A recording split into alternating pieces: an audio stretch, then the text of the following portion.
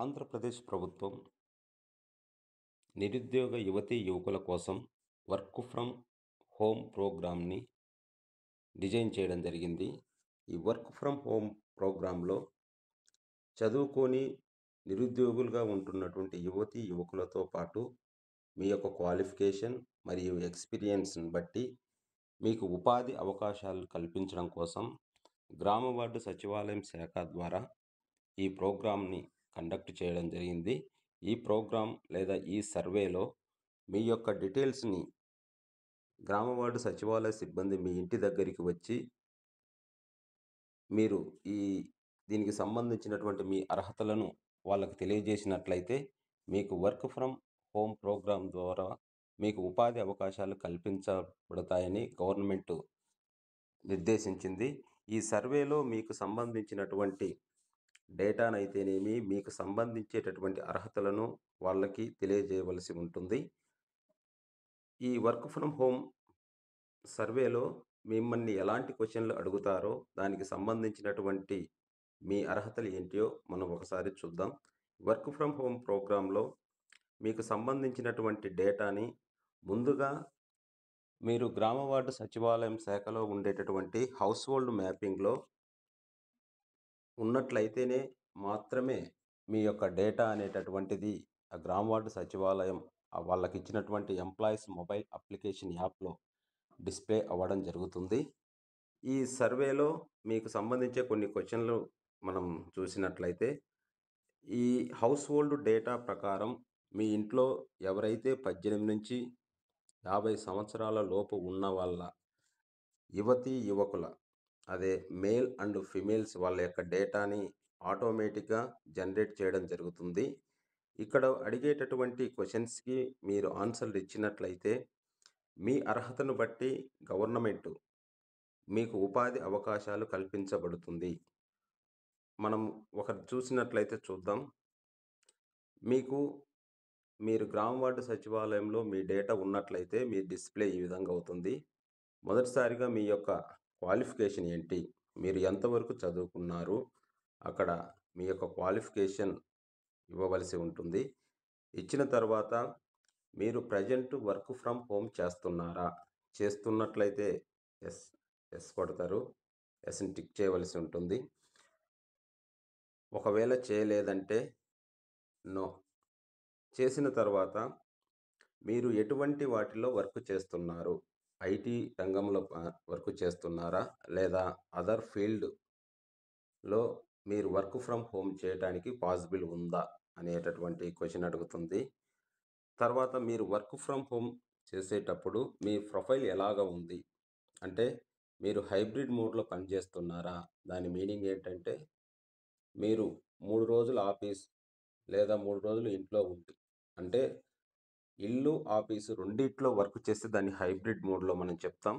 అలా కాకుండా కొంతమంది సాఫ్ట్వేర్లు ఇప్పటికీ కూడా ఇంటి దగ్గరనే ఉండే వర్క్ చేస్తుంటారు, కొంతమంది ఆఫీస్కి వెళ్ళి వర్క్ చేస్తుంటారు. మీరు ఏ విధంగా వర్క్ చేస్తున్నారో దాన్ని మనం సెలెక్ట్ చేసుకోవాల్సి ఉంటుంది. తర్వాత నీకు వర్క్ ఫ్రమ్ హోమ్ చేసేటప్పుడు నీకు సంబంధించినటువంటి ఇన్ఫ్రాస్ట్రక్చర్ ఉందా అనేటటువంటి క్వశ్చన్స్ అడుగుతుంది. ఇన్ఫ్రాస్ట్రక్చర్ ఉన్నట్లయితే అక్కడ బ్రాడ్బ్యాండ్ కనెక్టివిటీ ఉందా లేదా అనేటటువంటి క్వశ్చన్ అడుగుతుంది. ఎస్ అని మనం చేసినప్పుడు ఆ యొక్క బ్రాడ్బ్యాండ్ స్పీడ్ ఎంత, నెట్ స్పీడ్ 100 Mbps 50 Mbps అనేటటువంటి ఆప్షన్ మనం ఇవ్వవలసి ఉంటుంది. అదేవిధంగా మీకు మీ ఫ్రెండ్స్తో కలిసి రూమ్స్ షేర్ చేసుకునేటటువంటి అవకాశం ఉందా అని అడుగుతుంది. అలా అవకాశం ఉంది అని చెప్పినట్లయితే మనం ఆ యొక్క రూమ్ ఏరియా ఎంత, తర్వాత ఎంతమంది ఆ రూమ్లో అకామిడేషన్ ఇవ్వడానికి ఈ ఛాన్సెస్ ఉంది అనేటటువంటి ఆప్షన్లు ఇవ్వడం జరుగుతుంది. తర్వాత ఇంట్లో వాళ్ళ ఉండేటటువంటి వారి చేత ఒకరి అథెంటికేషన్ ఇవ్వవలసి ఉంటుంది. ఈ విధంగా సర్వే అనేటటువంటిది వర్క్ ఫ్రమ్ హోమ్ చేస్తున్న వారికి వచ్చేటటువంటి క్వశ్చన్స్.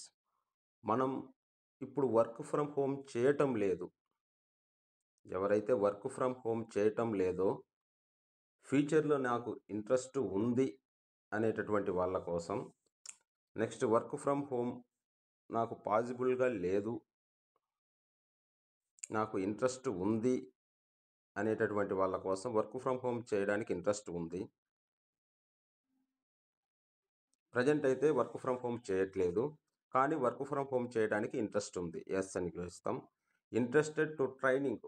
నీకు ట్రైనింగ్ ఇవ్వడానికి ఏదన్నా అవకాశం ఉంది. నీకు ఆ ట్రైనింగ్‌లో జాయిన్ కావటానికి గవర్నమెంట్ ట్రైనింగ్ ఇచ్చేటప్పుడు నీకు వెళ్ళటానికి సిద్ధంగా ఉన్నావా? అంటే యెస్.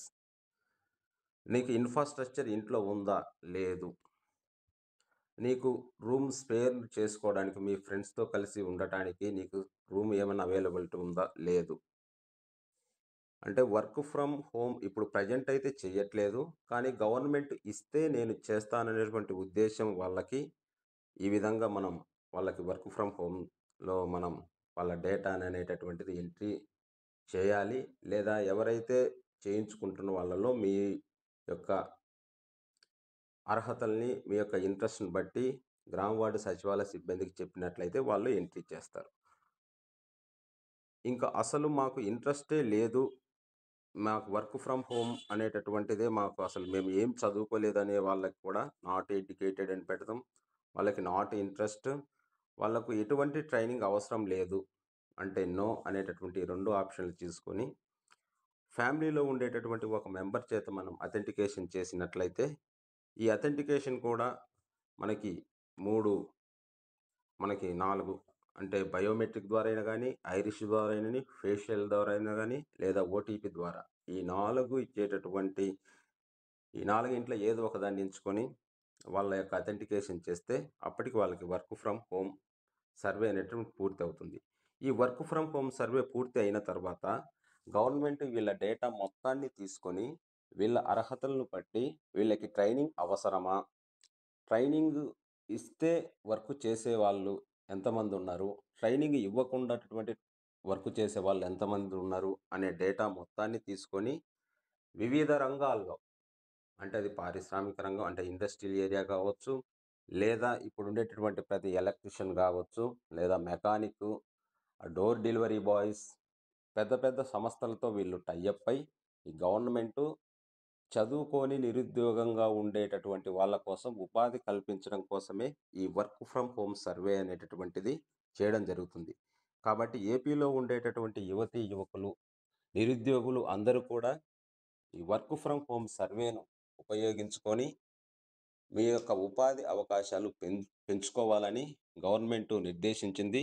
పూర్తి వివరాల కోసం మీ దగ్గరలో ఉండేటటువంటి గ్రామ వార్డు సచివాలయాన్ని సందర్శించి సచివాలయ సిబ్బంది చేత మీరు వర్క్ ఫ్రమ్ హోమ్ సర్వేని కంప్లీట్ చేసుకోండి.